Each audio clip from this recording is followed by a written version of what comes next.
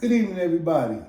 My name is Fat Dow from Howard Avenue, The Hill, the legendary Brownsville.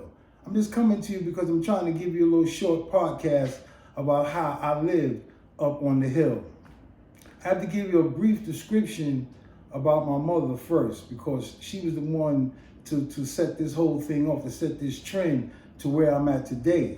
God bless her. My mother came to New York City in 1934. She came from Anderson, South Carolina. She came up to a place called the Market on Saratoga. It was on Prospect between Saratoga and Howard. All the legendary stories that you're about to hear from me started from there. I'm going to give it to you from the beginning to the end because I was there. I was born 1961. So that would make me today 61 years old. I'm going to give you legendary stories from the 60s and the 70s on how I grew up on the hill. First of all, my mother, she was already an icon, already a legend before I was even born. Like I told you, she came up to New York in 1934. So the hill was 2 blocks from the Market. If you go up to the hill, if you walk straight up Howard Avenue, the crest of the hill would be on Bergen Street. Just like if you came from Saratoga, if you came up the hill from Pickett Avenue, the crest of the hill is on Saratoga and Bergen. So that's your stretches right there. That's your hill. Now, she worked in Kings County Hospital. She worked there for 40 years. She was a union representative for ASME, Local 420. I remember going on trips with the union, with her going to Washington, going to meet Shirley Chisholm and Vic Gottenbaum, some of the heavyweights that was in office at the time. I was just a little kid. My mother always taught me about being unionized, being involved, being with the in crowd, people that was doing things, the movers and the shakers, so that's how I grew up. I grew up in the neighborhood with nothing but legends, icons, superstars that came through in my era. I'm talking about the mid-60s. I was born in 1961. This is the first part of this doc that I'm going to give you because I don't have all the paperwork. I'm not in town yet, but when I get back home, part 2 will continue, and I will show you all the pictures of all the people. Now, first of all, when somebody asked me about doing this, and I said, okay, I got a story. I guess everybody that come from the hill or everybody that come from the ghetto has a story. This is my story. I lived up there as a child. I played. We had the park right there, Dean Street Park. I remember the pool before we didn't have a pool. The basketball court, the handball court. We had a butcher shop right there on the corner of Dean Street. We're going to do the reminiscing here for a minute, y'all, so y'all understand about how the hill was. Now in the 50s, mostly predominantly was Jews, Russian Jews and Italians. They was up there. So around the mid-50s, near the end of the 50s, the blacks started moving up there. That's what I'm saying. I'm here from the beginning to the end. 1961, I was born. My mother was already on the hill, right there by the Children's Center. I was born at 380 Howard Avenue before we moved across down the block at 351 across the street from the park. That's where we moved to when I was about 1 or 2.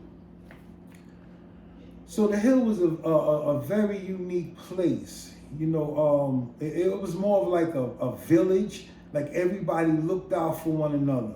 I never remember people having a fight that came from out the neighborhood. Everything that was done on the hill and around the hill was people that lived up there. You just couldn't come from out the hill and think that you was going to do this and do that. All the drugs that was up there, all the negativity that was up there was done by people that lived on the hill or in that area. You wasn't coming from nowhere else, starting no trouble, starting no shops, opening up whatever you think you might have wanted to do. I'm going to be the one here to tell you it's not going to happen. And I don't think it ever was going to happen. Like I say, all the heavyweights that came through there, they set their stones and their trends throughout the years. Now, we all know that hustling, we don't last that long, or you don't stay that long in the game. So you get in and out, you do what you think. You do your thing in and out. You don't get no decades. You get very few guys, iconic guys that come from the ghetto that make it throughout the years without some kind of trials and tribulations going on with them or their family. So I had to think that, my mother believed in you had to know certain skills in case you had to get out there in the work field and now no longer the work field has a job for you. So I was already nurtured and breastfed hustling. I'm going to tell you, no, I was never no gangster. I was never no killer. I was never no dope seller. That was never me. I just was a pure hustler. Everything that you've seen that you might have thought I might have did to hustle, I was able to do it, and I was able to do it on a level that a lot of people couldn't do it. Didn't know how to do it. This has to be nurtured and breastfed to you. You have to be seasoned to get the kind of knowledge that I have to make the money that I made at a very young age in the streets. Never selling no drugs. And those of you know me or know my family, no, never was no drugs involved, never ever. We was pure hustlers. My mother, like I told you early, and she worked in Kings County Hospital for 40 years. Very well connected woman. She knew everybody. She told me Kings County had their own city within itself. Whatever you wanted from Kings County was in there. Legal or illegal. Top to bottom, whatever you wanted. I remember the times, my mother in the mid 60s, say 66, 67, she would come home, and bring like a half a pound of marijuana. That's a long time ago. You talking about $250 for a half a pound of some gold back then. That's the top of the line. And she'd give it to me, and I would, do my thing, crush it all up. But we never sold drugs, hard drugs. We never did that. So we never sold the marijuana in the neighborhood. And this was the key factor of it. We never did none of that in the neighborhood. No matter what my mother did or whatever kind of hustle that my family did, we didn't do none of that in the neighborhood for us selling drugs. She had a union connection with the big bosses uptown. So she would just sell half ounces. I would go up there maybe once a week or once every other week, take a shopping bag, half ounces up there. I had a friend of mine lived around the corner from me, and he used to take me up there and give him a little $40, $50, a lot of money at the time. We're talking the 70s. Where was you at in the 70s? What was you doing in the 70s? This is about reminiscing the hill, Brownsville. I'm a true Brownsville ghetto child, superstar, however you want to call it. I'm from the hill. I'd rather live nowhere else. I got my education from there. I had mentors in there to teach me the game. They taught me that if you want to stay alive and you don't want to die early, don't sell drugs. See, this was breastfed me. See, you have to understand, for you to get involved with drugs, you have to be ready for that type of money. There's no such thing as a graduation. You have to be nurtured into getting that kind of money. Because if you remember, when the 80s came out, brothers that wasn't getting no money in the 70s and the early 80s, they went wild. People lost their mind because they wasn't used to money. See, me, I grew up around, like I said, heavyweights. So all the old cats had already taught me, don't get involved with the drug game unless you want to kill somebody. And then my mother used to always tell me, she said, you can't sell harm to people and get good out of it. So that mixed me right there. So now I got to find all kind of ways to hustle now to get my money. You know what I'm saying? Besides selling drugs, because it was taboo in my family. It wasn't allowed. So my mother used to have these big poker games in the 60s. Now mind you, I went to PS 28 and I went to PS 335 on Rochester. I was in the first class when they opened the school. So around those years, my mother used to have these big poker games. Now y'all know, y'all poker players, if y'all know, even card players, the deuces and all that, I was never a card player. Only cards I played with was 3. and I took money. I didn't know how, when I picked up my cards, I made money. There was no such thing, I might not win. Never when I touched these. So anyways, my mother used to have these big card games. And the card game might start Thursday. And she might have a table in the kitchen and a table in the living room. So now, mind you, she's cutting from Thursday to Sunday, 2 tables. This is in the mid-60s, 65, 66. She's cutting 2 tables.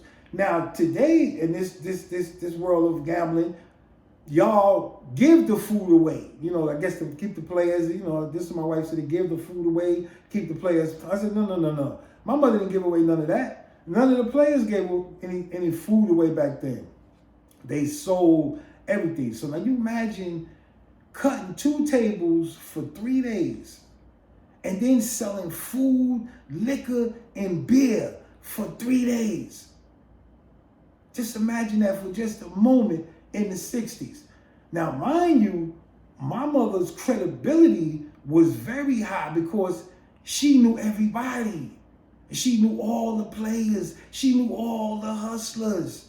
I used to get up in the morning on a Saturday and go in there and see Chinese people playing in my kitchen. Chinese people playing in the kitchen. All ethnic backgrounds would be there because my mother knew everybody. And she went every place and gave everybody a play also. And my household was so popular on the hill that it got so noticeable that they came and stuck my house up when I was a little kid. And that tells me that there is a God. Tell you a quick story, brief story on that. Must have been about 9, 10 years old. Now, when you come to my front door is here, my room door is right here. So when you come in, my room door is right here. House packed, everybody playing. I must have been about 9, 10 years old. I'm laying in the back. Friday night, I think it was. So now, my mother always answered the door. So that night, her girlfriend's son-in-law was standing there in the kitchen, almost by the door. So when the knock came on the door, he ran and opened the door.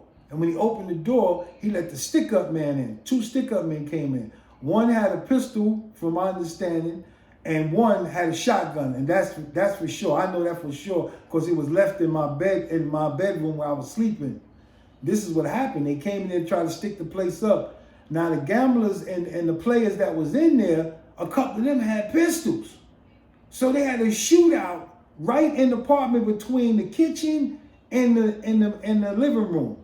Now, I'm in my back room. I'm in the bed sleep. Now, I was a kid. I was a silent sleeper. Nothing could wake me up. I already knew that. So somehow, the guy with the shotgun was trying to walk out the door.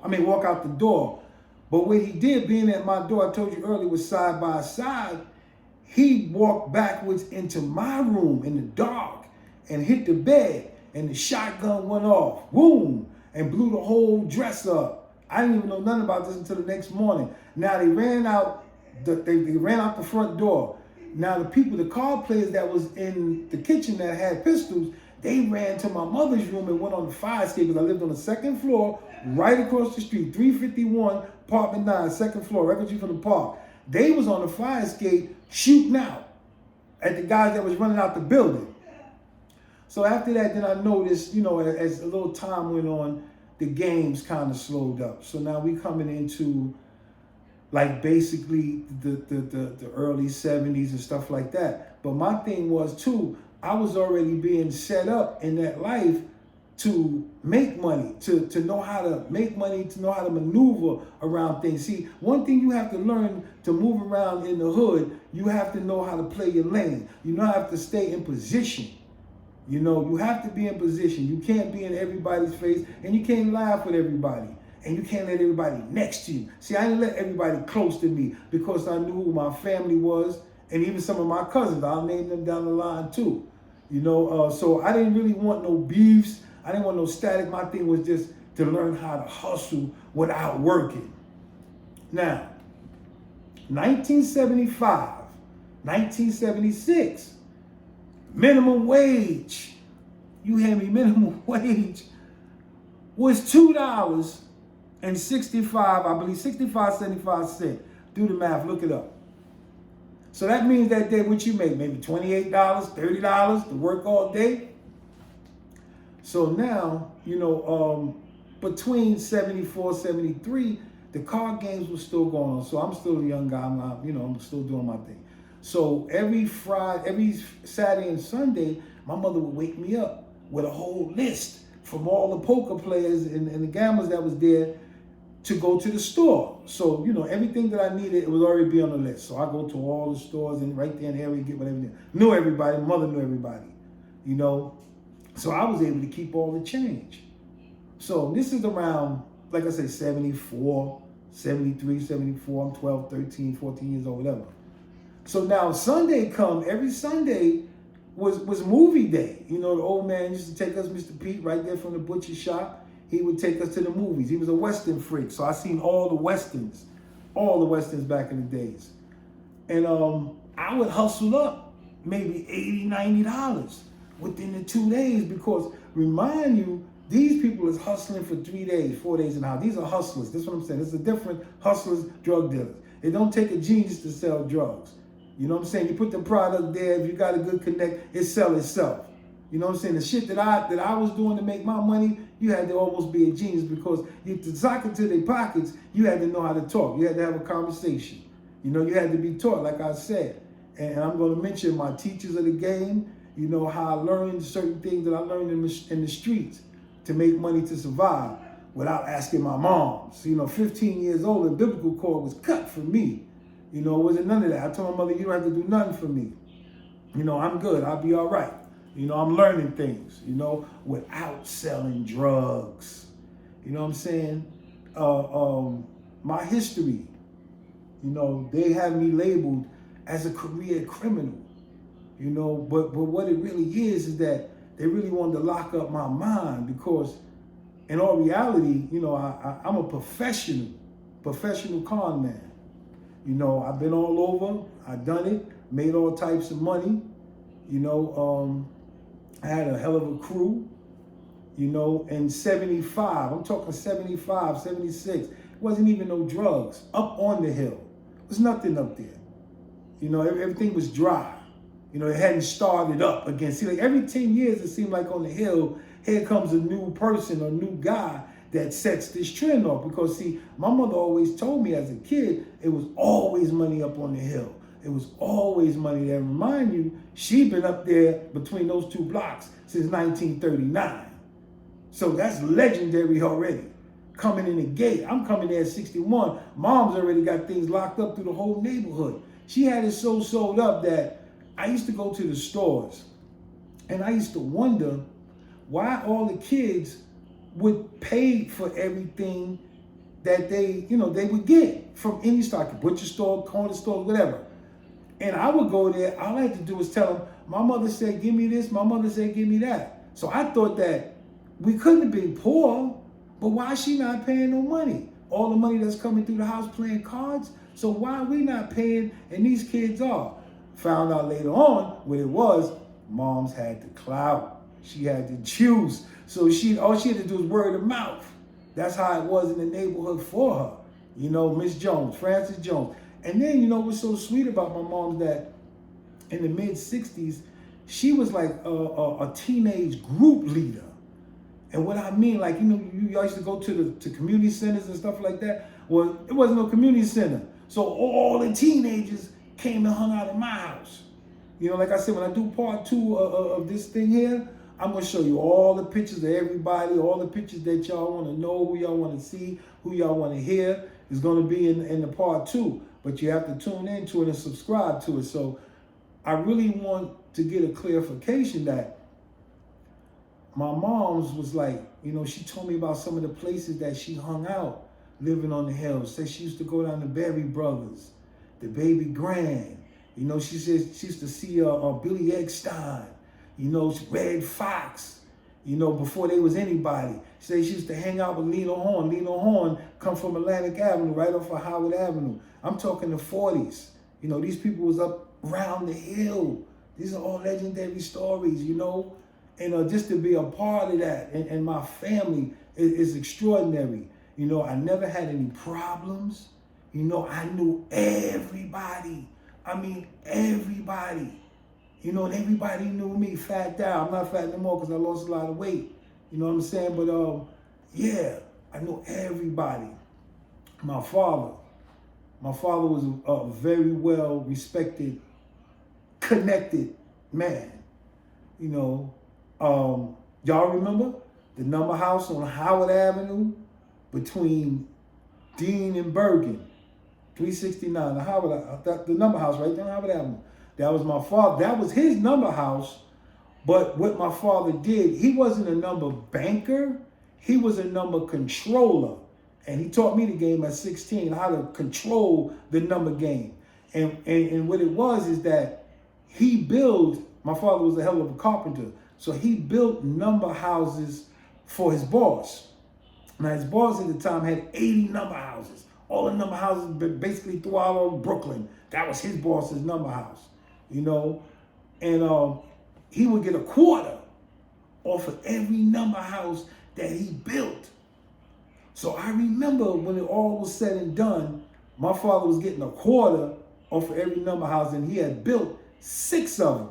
Because I went with him to do 3 here and there. That was never my thing. I didn't like the dust. So I would go with him, and he would build these number houses. And a quarter come through. Now the number house on Howard Avenue, that was the major baby. That number house itself will bring in about maybe, no lie, about maybe 15 to 20 grand a week. And I'm talking the 70s, 76, 75, about 20 grand a week. Now you get a quarter off of every dollar. So that's good. My father used to get about $1,600, $1,700 every week just from that one number house. You know, y'all remember the Cadillacs he had up there, and the Lincolns and all that stuff. You know, the Baritzes. Father had all that up there, you know, because he was a stand-up guy. And nobody with good sense would fuck with those number houses that he controlled. Nobody with good sense. I'm going to give you a quick story and I'm going to move on from there. The number house on Howard Avenue. Check this out, y'all. Number house on Howard Avenue. Howard between Bergen and Dean. The number, because I used to put it in the book, the number that went in the book every night, it was 856. Play the number if you want. 856. It went in that book every night, $10. It was the first number that went in the book because my father did that because the owner of the building said you could play my number like that every night for $10, and that's how we could pay the rent. You could pay the rent. Father agreed. He did it for a couple of years. Then all of a sudden, I guess my father started, you know, shining a little bit. You know, you hit a little number, you know, you're doing the right thing, stacking a little money, however it may be. I think it was a little jealousy out the thing. But the dude that owned the number house was a coke dude. I mean, come on, man. You know, so anyway, tried to push up. Came over there and told my father he wanted some more money for the rent and all this and that. Well, my father said we made a deal and this and that, so on and so forth, this and that. So what he did, told my father to get out. My father left the number house, you know, cool, landlord. The dude closed the gate to the number house. Now, mind you, this number house is making about $20,000 a week coming out of here. And you think you're going to close that number house, Holmes? Any number house. You think you're going to close it without having a problem? So this is what happens. My father just kindly closed the number house, called his boss. Everybody up there on Howard Avenue know. Everybody know. Called his boss. His boss came up, got a fucking cigar long as a goddamn broom. That cigar must have cost him $100. Fat Cuban boy, right? He get out. 2 Cadillacs pull up right there. He get out one. Another Cadillac pull up behind. 4 black men. I don't like to say the word nigga. Excuse me, y'all, but I'm trying to keep it 10 toes down so y'all can understand where I'm coming from the streets. But 4 black brothers got out that car and they stood there while the big top dog go inside the campaign. Matter of fact, He opened the gate back up. He told the dude to open the gate. So they went inside to campaign with my father, the big boss. Told my father whatever he was going to tell him inside. I don't even know what he told him to the day. So now, when the big boss come outside, he tell those 4 guys, he said, look, whoever touched this whoever touched these gates, you kill him. That's exact words. Let me explain something to you. That gate was never touched ever again until the day my father died. And that must have been 20 years later. Never touched again. So that goes to let you know that what kind of pull and kind of power and kind of people that was still up on that hill. You know, you had a lot of heavyweights up on the hill that a lot of people didn't even know about. I knew about them and I met them because of my mom's legacy from being around hustlers and players and whatever. You know what I'm saying? So she taught me the game and she taught me who was who. You know, I could have got anything I wanted up there. I could have sold any kind of drugs I wanted up there, whether it was a problem or not. Because you know, with drugs, there's always some kind of problem. You always got somebody that want to try to get at you. You know, so I knew not to really do that. You know, I didn't have to do that. You know, I didn't have to sell a bag of dope to somebody to get off or anything like that. In the 70s, I was making my own little money. Me and my little crew. Y'all know us. We were 3-car Monty players. Y'all know Brooklyn Black, Chubb. You know, my brother Mike. We was the original crew from the 70s. The country boy taught me the game, turned me out to it. You know, I mean, turned out. And then I met a lot of players and hustlers from Midtown. You know, we used to be at the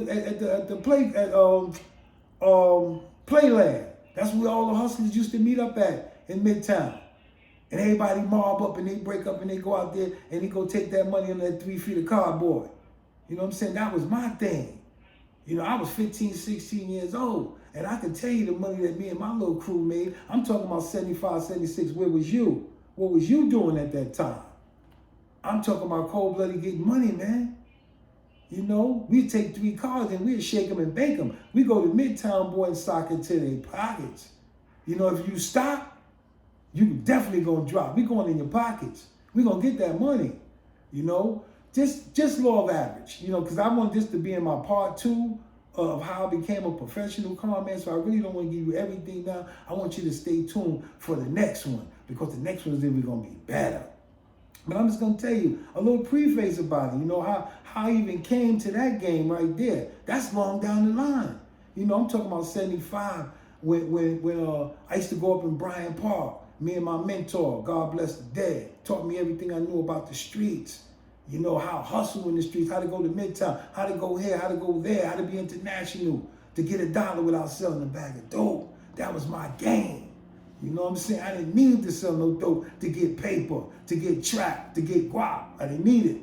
You know, feel funny, you know, me 61 talking like that. But like I say, I'm here with the Romans, so I'm going to fit in with y'all. I'm going to bring it to you 10 toes down, how it's really supposed to be. You know what I'm saying? The first hustle, I think I was about 13, 14. One of my mentors lived around the corner. Coming up the street one day, got the shopping bags. He hustling and bustling. Always stay down for his crown. You know what I'm saying? Had the Yves Saint Laurents, I'm saying, Christian Dior. We was wearing that in the 70s. 75, 76. We was wearing all that. You know what I'm saying? I'm going to get to the gear. You know, I'm going to get to the gear. You know, the 80s cats is doing all this and that. We was doing this in the 70s. We was teenagers in the 70s, putting it to them. You know, with the big medallions, the chains and all that. All that. We had all that. We was doing all that back then. You know, before 88, before the crack era came out and guys lost their mind over cable, we was shaking and baking cables in 75, 76. Those of you know me know that. Big name plates with my name cut up in the diamonds and the whole shit. Y'all know, Fat Down from Harvard Avenue. You know, the big 2.5 carat diamond rings at the age of 16. I was doing things grown people wasn't even thought about doing because I couldn't see myself working for $2.65 an hour when I come from a whole trend of hustlers. It wasn't gonna happen. So now, before I even get to my hustle part of that side of the game, I'm gonna tell you how it all started. My man, he used to take me to Bryant Park. He was out there, we used to go to the Black Door down Atlantic Avenue and buy quarters or half ounces for $25 and roll them up all in loose joints. Get the fake cocoa snow. Y'all know about that. That's some other shit. Get the fake cocoa snow rock crystal that looked like fish scale. Get a whole jar for $5. As long as it numb your tongue, the crackers were wild. And then I paid for a recipe, from a brother. And the recipe was consist on how to make homemade hash. Now I heard on the story, God bless the dead, peace up the rich, that he was doing it, but he was doing it in the 80s. I was doing it in 75. But the only thing with my game, I was taught how to make different flavors of the hash. I knew how to make blonde hash, red hash, green hash. I knew how to do all that, The game is to be sold, not told. So I can't tell you how I did this, but yeah, so we started doing all that, hustling up there, doing all this and that. So man, I was making a few dollars, nothing really major. Something to keep a 15-year-old kid alive. Maybe $200-300 a day.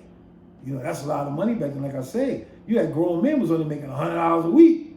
So I was turned out to that. So that went well until somebody wound up, if you remember the stories of me guys around, when they killed the cop up there in Bryant Park on 42nd and 6th back in the days. So they shut the whole park down. You couldn't do nothing else no more. You couldn't hustle there no more, no nothing. So now what we gonna do? This is what I'm saying. What am I gonna do? So I'm in the house one day, and a friend of mine's, the same brother, my mentor, God bless him, he came to the crib and he was like, yo, D, I got a game. I want to show you, man, we could make some money. I said, game? What kind of game? He said, you ever heard of 3-card Molly? I said, yeah, I heard of it. I said, matter of fact, I lost $10 playing it on Delancey Street. Mind you, I'm 14, 15 while we campaigning at this thing here. So he said, look, I know how to play the game. We could go make some money, but we need somebody else. So I said, okay, cool. I get my brother, God bless the dead. He's gone too. So us three, we went out there, and I didn't know nothing about it. He's shaking the cards. He's shaking the bras. This is what we call him. He's shaking the cards. And he taking the money from the people, but he's psyching me out too because I don't know the game. All he do is tell me signals, bang, bang, bang. And this is what I'm supposed to go at. So that's how it went. First day we went out there and made about $400-500. I was like, good God, this is crazy. This is 1975, 76. Might be about 15. So that was a nice piece of change split in 3 ways. We was 3 deep. I had to learn how to be in condition, like I say, to be out there in the real world, to interact with people. You have to be able to fit in wherever you go, especially when you're trying to get a dollar. So we stayed and we played. We did the Picking Avenue, those who remember. Picking Avenue, we did Flatbush, we did downtown. So now mind you, we hadn't hit Midtown yet because it took us about 2 years to really get this network together of being a professional con. I'm a professional con man of the shortest, fastest con game in the world. I'm an expert. I can go all around the world and make money with no problem. I can go right outside right now because there's always somebody that see that card. You know what I'm saying? And my hands are like magic. I learned the game. I learned from the best. I hung out with players uptown, that taught me how to get this money on that side. So after the slumming was all over, because the slum game, we used to go down to Lenny's, down to Ludlow and Broome. Y'all know, come on. Ludlow and Broome used to go down there and get the $2, $3 change. I used to hit them in the head with the owl rings with the diamonds on $5. Knock them off for $100 a pop. Easy. I'm talking about the 70s. 75, 76. This is before my game even started. I hadn't even turned that up yet. Like I say, man, just being a part of the hill. People that ask me that I know about this person, that person. I said, who didn't I know? Who didn't know me? Who didn't know my father? Who didn't know my mother? who didn't know my brother, God bless his dad. Let me tell you a story. Quick story, game tight story. I'm about in the 5th grade, 4th, 5th grade. Now, you know how back in the days they used to sell the candy, you used to get the candy, you used to get the little book with the games and stuff. You could pick for the prizes. So I never had no problem winning the top prizes because my mother would take the cards to Kings County Hospital. So like I said, she had Kings County on smash. She knew everybody there too. That's what I'm saying. The legacy was already set for me when I was already born of all the people that I needed to be around to make me successful and to be straight ahead in the streets. You know, to do the do's and the don'ts. So when the game came, I'm skipping around here and there. Y'all gotta excuse me. I'm 61, but I'm still having fun. When the game went about, when she was working in Kings County Hospital, it was a thing that, like I said, she knew everybody. I didn't have to worry about a soul. You know, back to this story. I was in the 5th grade, about that, 4th, 5th grade. So she, you know, get the candy. So now it's the day that the candy, you know, I'm supposed to pick up the candy, bring the candy home. So I get the candy. I got like 2 shopping bags. I'm coming down on Bergen Street from Rochester, 335, coming up the block, stop at the store right there. Teenagers across the street, they spot the candy. Boom, it's gold for them. I said, oh man, here we go. So they can have this. I'm not fighting no for teenagers, and I'm only about 10. So they came over, they see, yo, fat boy. I said, yo, man, what's that in the bag? You know, some candy from the school. I said, yo, man, we want that. Yeah. Went in there, ruffled through my bag, took the candy and everything from the nigga. I was like, oh, man. So now, mind you, instead of them taking it all, you know what I'm saying, I guess they figured we're going to leave him a little treat. So they left me 2 boxes. Go home crying. Tell my mom what's going on. I get back to school the next day. So now, check this out. The next day, this brother comes to the school, you know, and I notice it, like, as the days go on, he's up there. He's a gang member. Now, see, you remember the 70, 71, we had gangs, brother. And we don't know about no Crips, no Bloods. We had Tomahawks, Jolly Stompers, Black Peace Stones, Pure Hells. I'm talking about Pure Hells, and they gave you hell. Outlaws, we had all of that. So it was this dude, he was a gang dude, and they come up there by himself, BS 335. So now, all of a sudden, you know, he grasps to me. Little fat kid, you know what I'm saying? He's standing there, got his fur, got the black spades, got the big spade in the middle. So I'm like, wow, this guy, you know, who is he? Plus, he was by himself. So they even made it like he must be really a tough guy. He got on these colors and stuff, and he by himself. Long story short, every day I got off from school, it seemed like he would be right there. And we started talking. We would walk all the way up to Bergen Street, all the way to Bergen and Howard. Now I lived on Howard and Dean, make the left.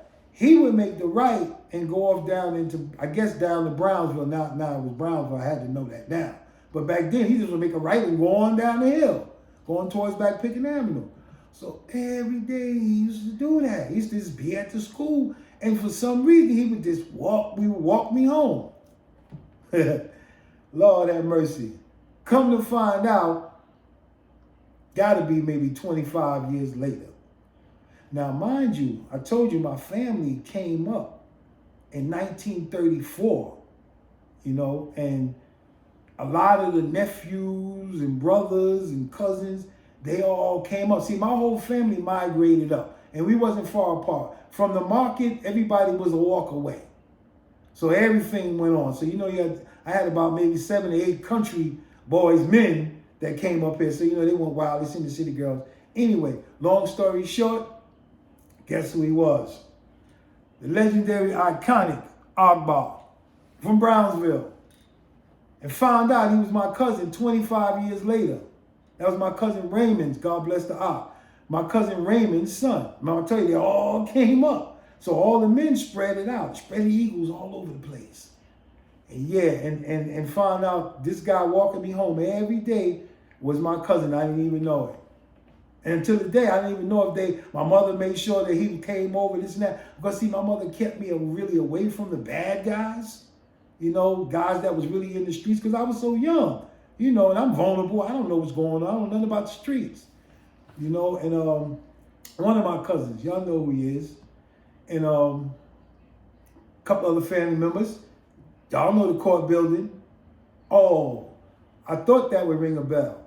Prospect, Buffalo. Whole building, all family.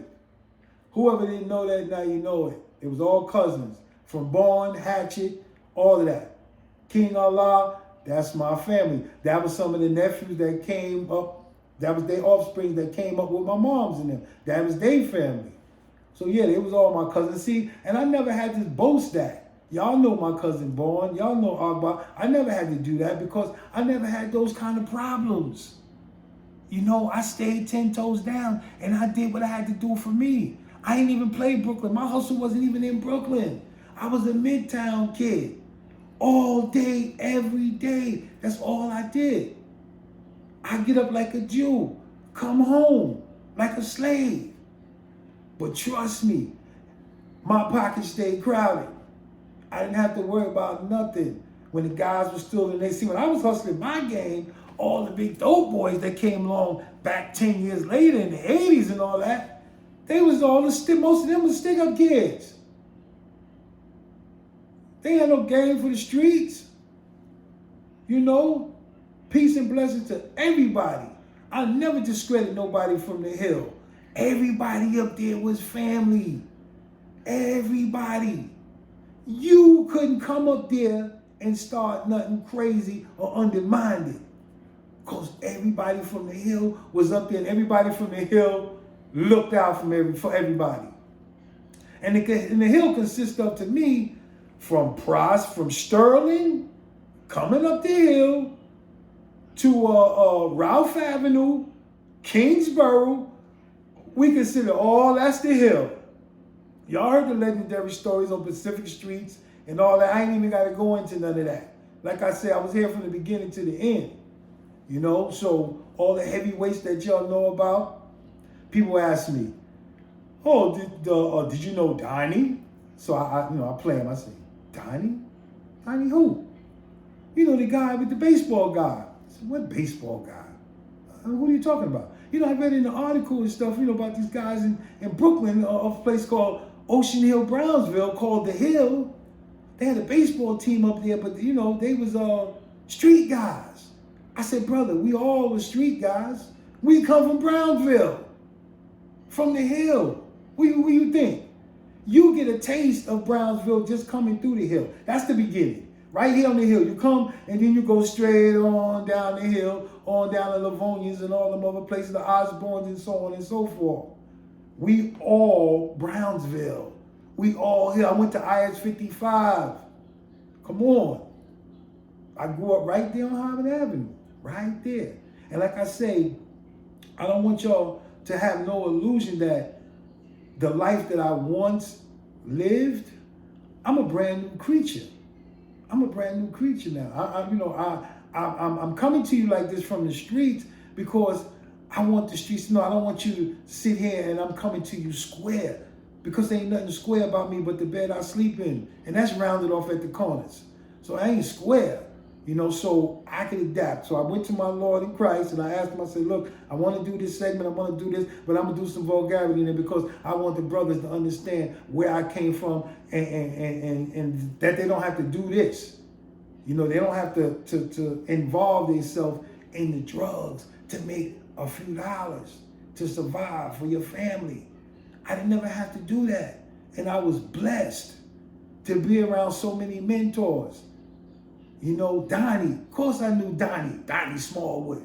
What, are you kidding me? I knew him all my life. He knew me all my life before I knew me. Bo. That's my god brother. I can name them all. Porgy. Bobo. You ask me, oh, do you know Nuke? I knew Nuke before Nuke knew Nuke. His grandmother, Miss Nancy. His mother, Nancy. His Uncle Porgy, James and all them. I got pictures of them when they was kids in my house. On this part 2, I'm going to show you all the living legends and the legends that's gone. I knew Donnie. Matter of fact, before the Wild Bunch was even called the Wild Bunch, it was called the Street Gang. How many of y'all knew that? Peace up to Lil Donnie. He don't know me, but I know his father, and I knew Lil Donnie when he was born. Because every generation, my brother and Donnie grew up together on the market. My brother would have been 70 today. Donnie would have been about 70 today. So yeah, but you got to remember, this hill is way bigger than Donnie. I'm talking about legendary stories. I'm talking about icons that came through, Country James, the legendary iconic Mr. Caesar Walker. These cats that ran the hills in the 40s and 50s that my moms hung out with. Country James was the only cat in the neighborhood that had a Rolls Royce. In a Rolls Royce in the 60s. Up on the hill. Ray Bubby. They owned the club on Ralph Avenue. I think it was 583. I can't remember. We used to go through. They had the spots down there on Nostrand Avenue, Timbuktu. Come on, you talking about legendary shit here, man. And it's real. You know, I've been around a lot of iconic brothers. You know, they asked me, oh, they didn't call him Little D. They said, Darryl Taylor? So I'm like, Darryl Taylor? You know, Taylor? Now, come on. D, nice. We always knew you as Lil D. So I didn't think about the Taylor part. Of course I knew Nice. I knew his brother, Lil Tweety, Eric Tweety, Tweety Love.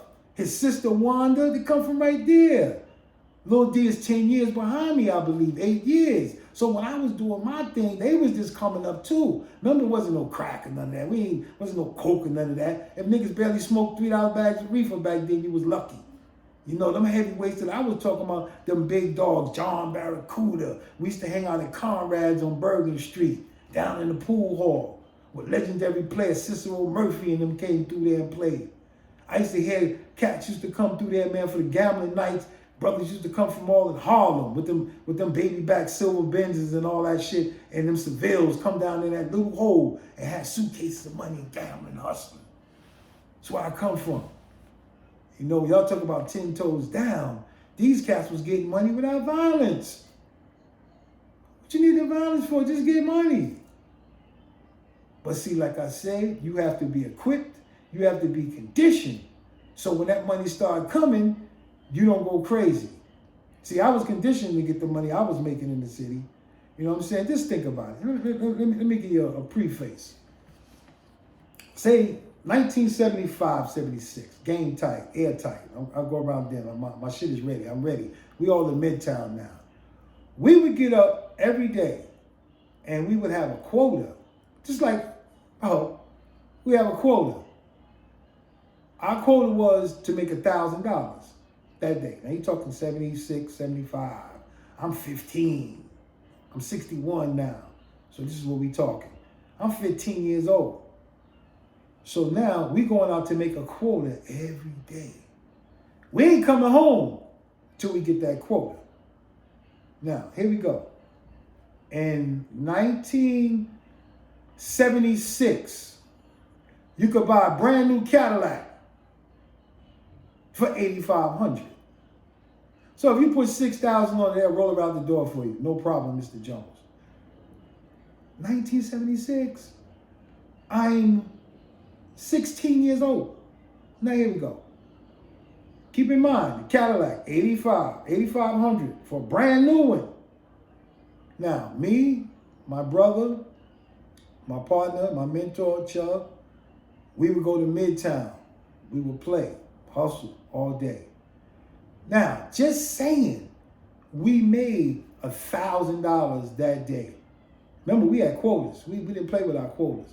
We made $1,000 a day. How many days is in a month?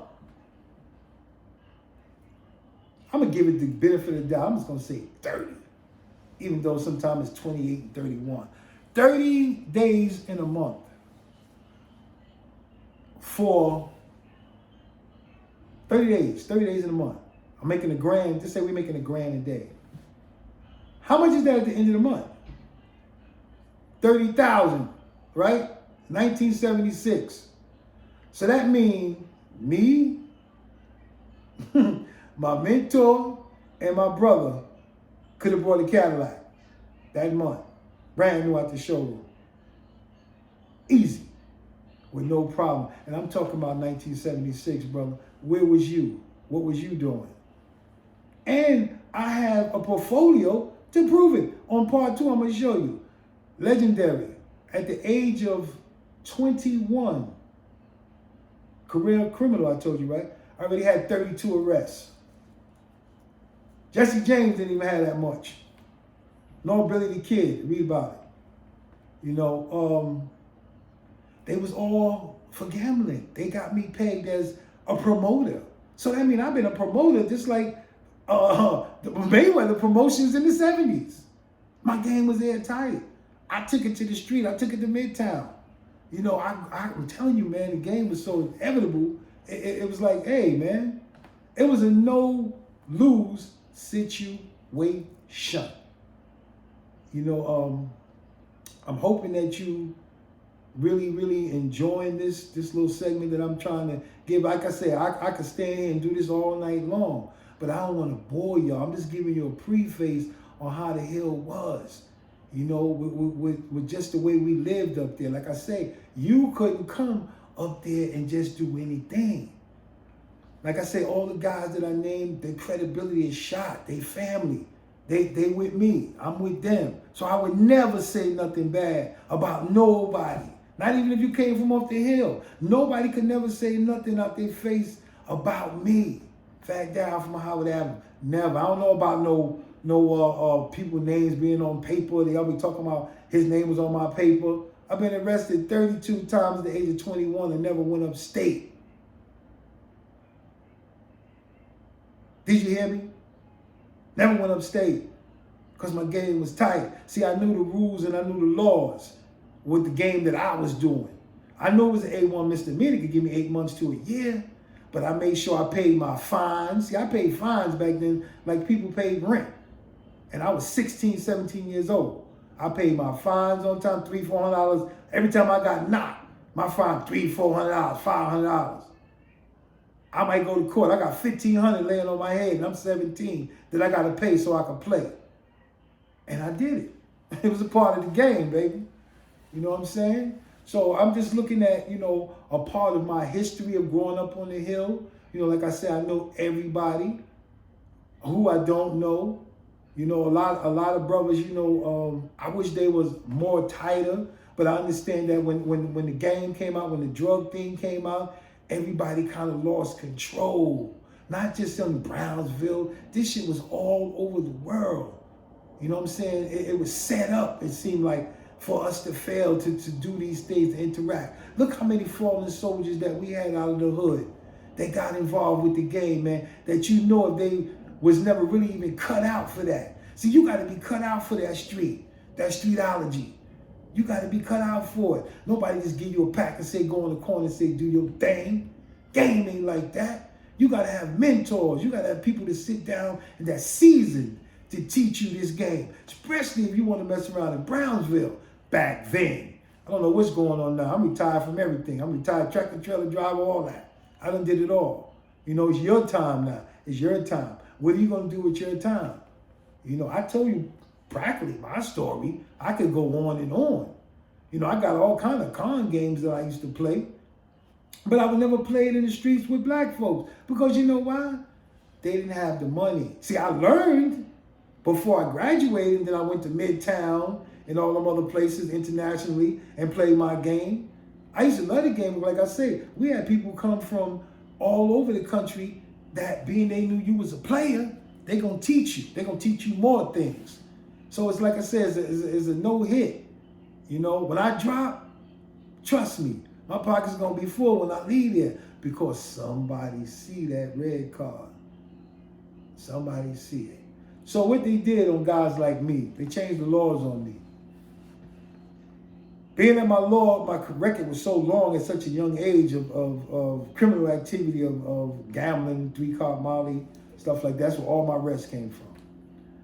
They made it whereas if I get arrested 4 times, playing 3-card Molly, that is an automatic felony for a guy like me. Because I'm what you call a criminal minded. But they should have been blinded. You know what I'm saying? Because the game was so tight. What they did, they didn't lock me up. They wanted to lock up my mind.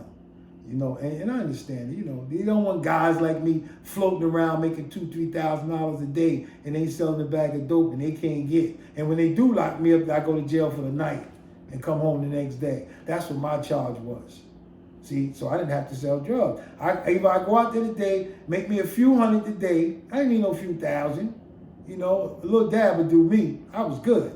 I make a few hundred a day, go home, hit moms off, make sure my little girl, she was cool, and I kept the finest of everything. Jewelry, all that. Jewelry was no problem. Those who know me know that. Know that. I was one of the first kids. I think I was the first kid up there with a cable. And why I say I think I was the first, because the brother I got it from, he got it from Midtown. He juxed it, and he came and sold it to me. This is in 76. Who's wearing cables in 76?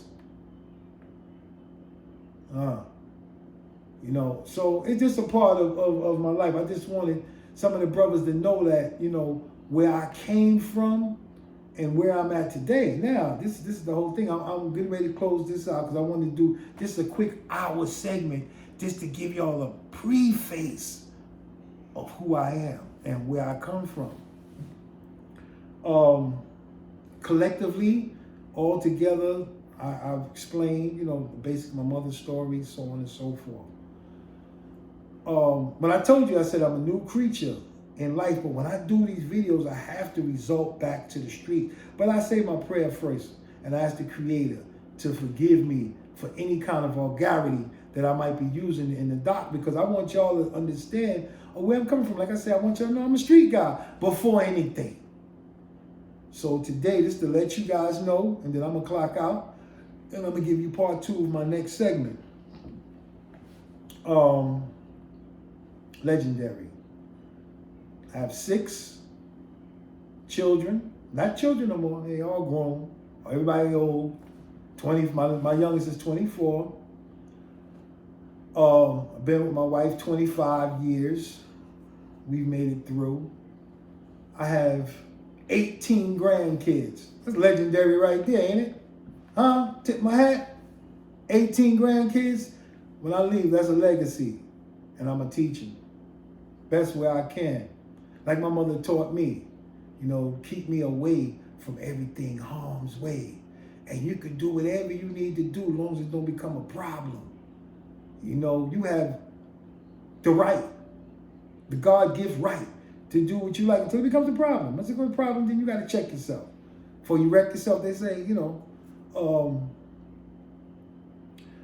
I've turned my life over to the care of a God, you know, my God. You know,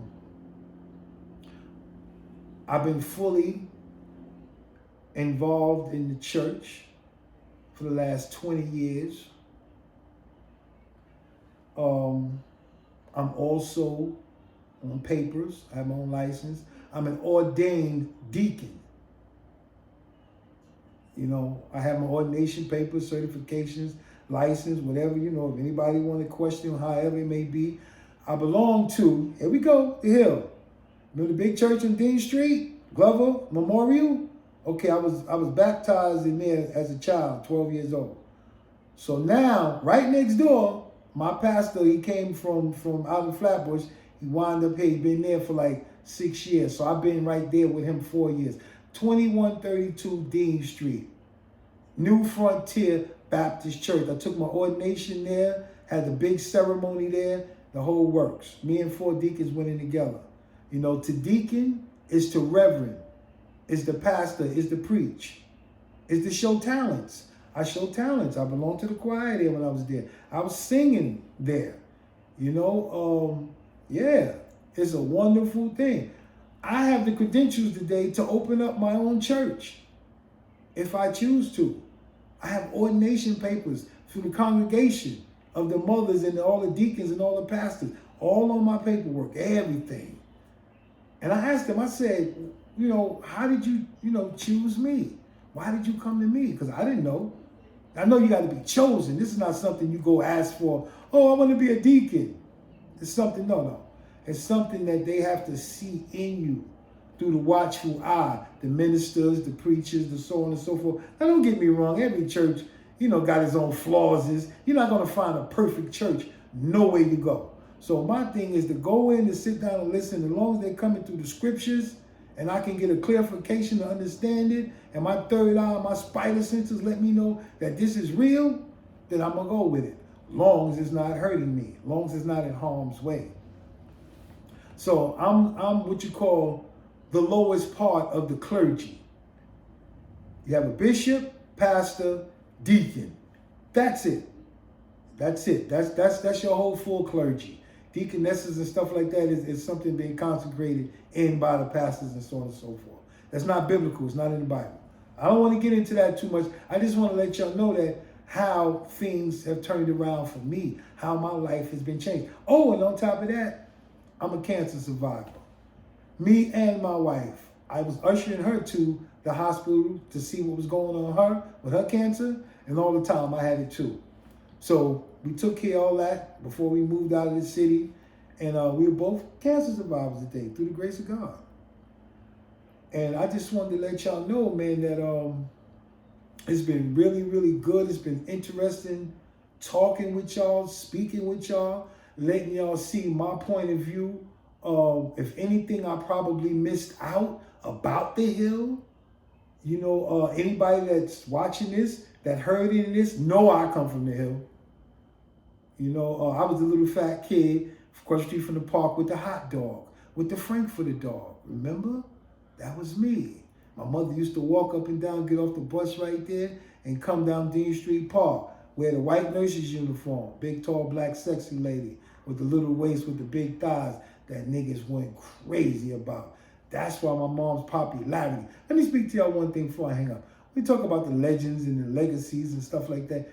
If you look in Webster Dictionary, I don't want you to think a legend is some big person that's from Hollywood or you got to be this and that. No, it's just your popularity. That's all it is. And your stories, your folklore, the stories that you have to tell. Like me, everybody got a story. Everybody got a legendary story. You know what I'm saying? If you live to be 40 years old in Brownsville and don't get an upstate charge, you're a legend. Take it from Fat Down, Howard Avenue, 61 years old, true to the game.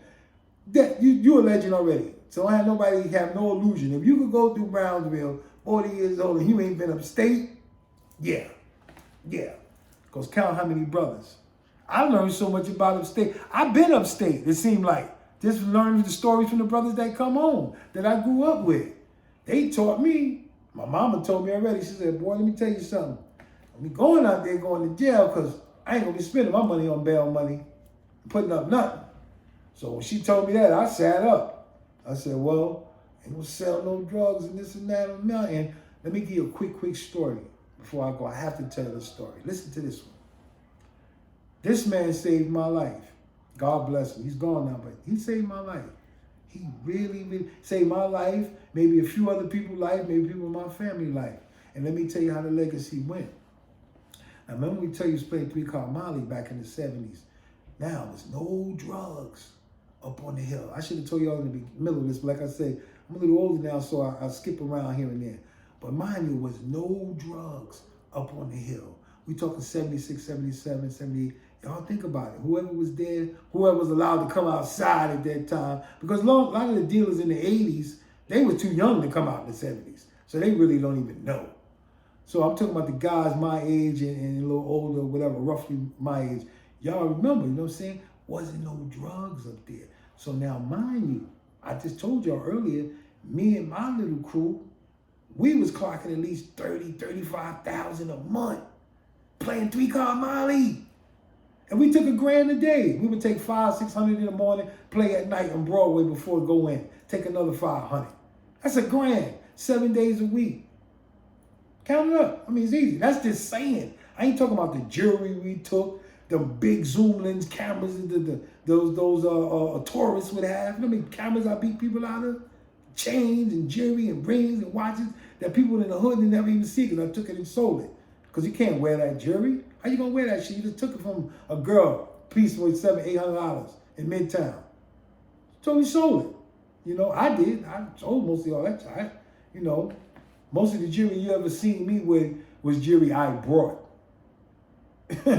I brought myself. Anything else I would get off the streets or whatever, buy, hustle up, or whatever, how it went. No. But yeah, here's the story. So now, I'm sitting here. Now, I always remember my mother was, in my mind, telling me that it always been a lot of money up on the hill. Ever since she could remember. Now, remember, I tell you, my mother came over that area in 1934. My mother she was born in 1924. So she came up to South Carolina, from South Carolina, Anderson, and she came up to the market in 1934. Come on. Like I said, she had already paved the way. So now, it's dry. We hustle. We about the only little hustle. You got the guys running numbers, you know, Diney and them, they doing the number thing and so on and so forth. They started their little Kruger Street gang and so on and so forth. But they wasn't hustling yet. They wasn't major league players. See what I'm saying? They used to see us in Midtown. Me and my man Chubb and whoever else was with us, my brother, whoever else we had down with us. They would see us while we was doing our thing. You know, like I say, peace up to the brothers. You know, I grew up, them is my mentors, those were my dudes. You know, I grew up under them. Donnie Smallwood, Bo, the Beavers, and Baby Light, and all of them, Jerome Major, all of them, those were my mentors, you know, even though I had surpassed them in the game because I had something else. And believe me, there wasn't no drugs up there. So them guys wasn't doing that. They sold little reefer, little numbers and stuff. They were, you know, the hood guys, our guys, family. Crazy. My mother raised Donnie Smallwood from a baby. She knew all of them. Bo, all of them. I just told you. Miss Nancy, all of them. Nuke, I knew Nuke when Nuke was before Nuke was born. His Uncle Keith, Paul G, like I said, I named them all. I ain't got to keep doing that. Y'all know what it is from the hill.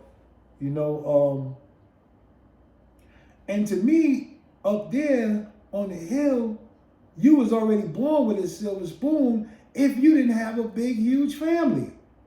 And mostly it was big families up there, 5, 6. See, me, it was just me and my brother, and mostly just me because my brother was gone.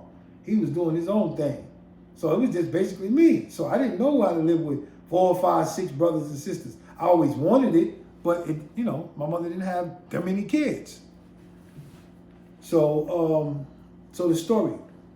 So now I'm telling my man Chubb, I say, yo, look, it ain't nobody hustling up here. Now, mind you now, I'm 16, 17. It wasn't, see, I didn't see the 60s where the guys would shoot them up and the drug dealers was going through wars. See, that didn't happen in the 60s. Guys didn't do that over the heroin around up on the hill. You knew who the dealers was. You see them come and go. You see the flashy Fleetwoods, the Mark IVs, the Brohams. You'll see all of that shit. Like I said, the caddies didn't cost nothing. 6, 7 grand. You had one. There's no problem. What I look like getting one, me and my crew. We all got 3 Cadillacs in 1977. None of us worked. I'm 17, he 18, the other one is 20. And we got brand new Cadillacs. Who needed that attention at that time? So we did other things. We went to the movies. You know, we did things that kids did with that kind of money. Our little girlfriends, we Layton's, Broadway. We had our own jeweler. Jim's Jeweler, right there on 38th and 8th Avenue. We used to walk in and do Bill. I doubt if he's still alive. Bill used to come right to us. We'd be 5, 6 deep, go up in there and buy jewelry. Now, mind you, in 76, an ounce of gold was on $190. I did the research. $190 for an ounce of gold. So you figure, if I'm making $600, $700 a day and I love jewelry, you figure it out. You figure it out. Now an ounce of gold costs you $1,800. It's crazy. I wouldn't even, you know, you gotta be absurd. I seen a piece of the size of a penny. Dude said $500. I used to have a big house in the day, $300, $400. Rope chains, all that in the 70s. Now you try to go buy the jewelry now. Put down payment on your house, kid. They can keep that. You know, it's for the new guys. I have what I have. You know, I got little stuff I wear when I go out or something like, you know, little trinkets, I call it trinkets. Because my best jewelry days is when I was 16 and 17. Those of you who knew me. You know, so now I'm telling my man Chubb, right in my house on Howard Avenue, right on the second floor. I said, yo, man, look, it ain't no money up here. I mean, nobody's selling no drugs up here. Let's open up a dope house. Don't ask me what made me think of some shit like that. After my mother told me all that and the other old timers told me. I don't know what made me say that. But because we was making the money and we had the money to bankroll it, my father was, as he would say, had the money to bankroll it. So I said, fuck it, this is what we're going to do. We're going to pay the lookouts this week, the slides, you know, because we playing 3 car months, so we got lookouts for the police. Not lookout in the dope house, no. We're going to pay the lookouts. Me and you, we're going to take our money and we're going to put this money together for 2 weeks. Now, mind you, the building I was living right there on Howard Avenue, the owner of that building, he owned another house right there on Dean Street across the street from the park. Right there on the first floor. He was going to give me that first floor apartment down there, and I was going to open that shit up as a dope and coke house. Now, I remind you, it wasn't no riffraff, none of that running around, niggas shooting up for spots, because that era hadn't started. So that's what made me want to do it. And my man sat right there in my face, and all he could do, he's a little older than me too, country boy, the one that taught me how to hustle. He put his head down, he just shook his head. He said, nah, D. And till this day, I thank him for that. Thank him for that. Because had he said, let's do this, it would have been on. It would have been on. Now, I don't know how it would have turned out. But like I said, all the killers and the gangsters in the 80s, they was babies. They was young. They couldn't even stay out yet. When we was talking about doing it, we were 15, and I got them about 10 years. How do you think they was? When I was talking about setting up a dope house. Thank God it never transpired. It never happened. You know, matter of fact, you forget I even said some shit like that. Because it's not in my makeup. I wasn't cut from that cloth, you know. I was cut from a cloth from hustlers. How to get money on another side, you know. How to sock it to your pockets. You know, and like I say, from being a 3-car Molly player, it takes you anywhere else you want to go. Anywhere else you want to go. Because when you become a professional like me and an expert, you know, a grandmaster of the game, you meet all kind of people. You know, meet all kind of people. That's going to teach you and enhance your game more. Because, see, players look out for players. You know, they're going to make sure that you all right. Especially if you 10 toes down and you coming out there every day to get your money and they see that. You got guys come from all around the world that could teach you moves. Shit, what? Man, please. Man, part 2, man, I'm going to give you some segments, man, of some things that we used to do, how we used to take this money, man, on the red side. I mean, cold-blooded, man. I never let nothing compromise my game. You know, all the people I know, you know, that came first. I loved it. It was so much fun. It was so easy.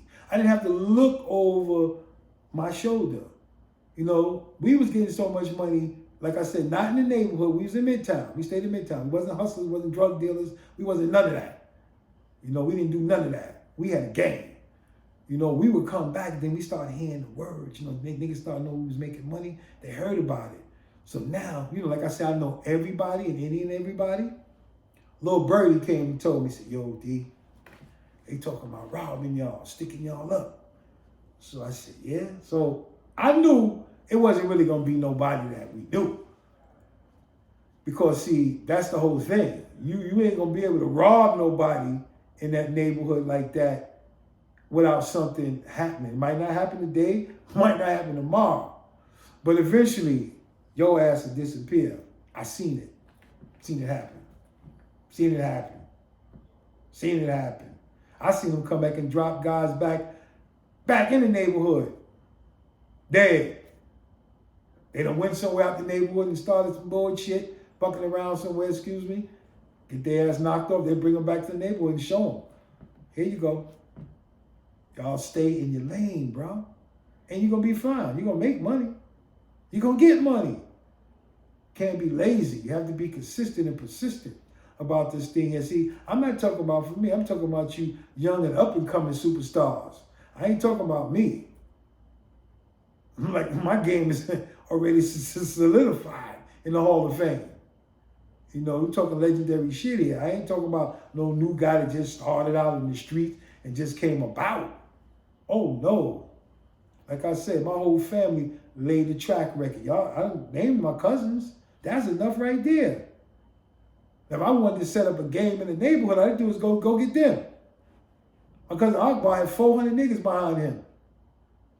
And my cousin Bourne didn't need nobody. He'll lose his complete mind with 2 German Lugers. Y'all know. And I just want to say that, like I say, thank you for really, really listening. I know it's some things that I might have left out. But I just, like I said, I wanted to give you guys a preface of me growing up on the Hill and some of the legendary, iconic players that came through there. One quick story. I did Mr. Walker, God bless him, Mr. Caesar Walker, God bless him, mother's best friend. They hung out in the 40s. I'm going to tell you a quick story she told me. Now, as far as I know, Mr. Walker had never, ever been to jail. He stood tall amongst everybody. Could nobody come up there? Could nobody do nothing? Man, listen to me. Mr. Walker was it. Mr. Caesar Walker was it. He was iconic. You know, if you know about the Hill and heard about Brooklyn and you ain't never heard about Caesar Walker, you ain't heard about nobody. Like I told you, this was bigger than the Wild Bunch. This go way bigger than them before they even started. You know, like I said, they were my mentors too. They was all my older God brothers and all that. God sister, everybody was hooked up in the same hookup. I come from Howard Avenue between Dean and Pacific. I was born and raised on 380 Howard Avenue, right off the corner of the Hill. 100 feet from the Hill, I was born right there. And the next segment, like I say, part 2, I'm going to have all the pictures of everybody. The Wild Bunch guys, Collard Green, Bo, all of them, Baby Light. I got all those pictures when they was like young guys. I was little, 8, 9 years old. They was in the crib. They was already like 12, 13. Already in the crib. So just to let you know that to set a certain trend in your life, you know, you have to be very cautious. You know, you have to be with winners. You have to be teachable. You have to have a mindset, especially if you're not going to be a guy that's going to go to school and pencil with the shit out of them. If you want to play the streets, you have to know the streets. You know, have to be anything other than yourself to make it. You know how I was so popular? Everybody liked me because I mind my business and I was quiet. And they always see me shining in and out. I never did nothing bad in the neighborhood. I never stuck nobody up. I never did sold no drugs in the neighborhood. Who know me selling drugs? Who? Nobody. Who could ever say they went to jail and say down name was this and that? Because I ain't never been upstate. So what I got a cop for? I was slick. I knew how to maneuver. I listened to the old timers coming from the 30s and the 40s and the 50s. That's who taught me the game. I could have did it any kind of way I wanted to. And dealt with the repercussions. I had enough niggas behind me because they liked me. Not saying nobody wouldn't have flipped because I seen that's all that went on in the game. Everybody flipping. If you put yourself out there and you etch in stone, this is what you gonna do when the ball drop, goddamn, handle it. That's it. Handle it. But some cats can't carry what they say carry their own weight. See, I always carry my own weight. Since I was 15, moms cut the umbilical cord. Moms, you gotta buy me nothing no more. I can take care of me. 15, 16 years old, I'm wearing lizards. $200 shoes, I'm 16 and 75. I got on lizards, sidewinders, wearing the quarter-fill straddle jacket, leathers, all that. First kid up on the hill with his sheepskin. I used to have to carry a pistol, but they would shoot. Sheepskins back then was like minks. And I got one of them too, full length, today. But anyway, I just wanted to let y'all know, man, that I really appreciate y'all really listening to this little cast. If you really truly enjoyed this and somewhat what I had to say, peace up to all the fallen legends from off the hill. You know, everybody that's gone, that's moved on in their life. Maybe their life be prosperous wherever they might land up to be on the spiritual side. You know, wow. And it seemed like a lot of brothers that got in a lot of trouble with each other, they was all right with me. You know, for whatever reason, like I said, their lives was never my lives. I knew them. I was a part of them. But when things broke off and everybody went their separate way for their own hustle, that's when I had to go do my own thing. You know, I play Midtown. I'm a Midtown legend. I'm a hustler from Midtown. I know everybody up there too. You know, once you start playing these games like this and you start moving around, floating around, you get to meeting people in and out of town. That's just the way it go. And like I said, they're going to teach you, you know. Like I said, the game is to be sold, not told. You know, if anybody wanted to know this game from me, it's going to cost you. It's a price. It's always a price. You know, and I had to pay. All 31 times in jail, I paid dues. So none of it's free. You know, but it's something that you can have for the rest of your life. I never have to worry about money. Never. I go to any shopping mall and throw them 3 cars down by myself. And trust me, I'm going to knock your socks off. Because I know you've seen it. Just point to it and I'll pay you. That's all you got to do is point to it. Once you point to it and you let me know you point to it, that's it. There's no more else to be said. So with that, I want to say good night to you all. Subscribe to this channel. I'm not here to make money. I don't know about the views and all this. My daughter put me up to want me to do all this. You know, I just want you, some of you brothers that got a chance to see this, can identify and just reminisce on how it was up on the hill. Park jams and all that. We used to do all that. You know, remember the little bridge on Atlantic Avenue? Who remember that? Used to cross from one side to another. Let me see where you legends is at.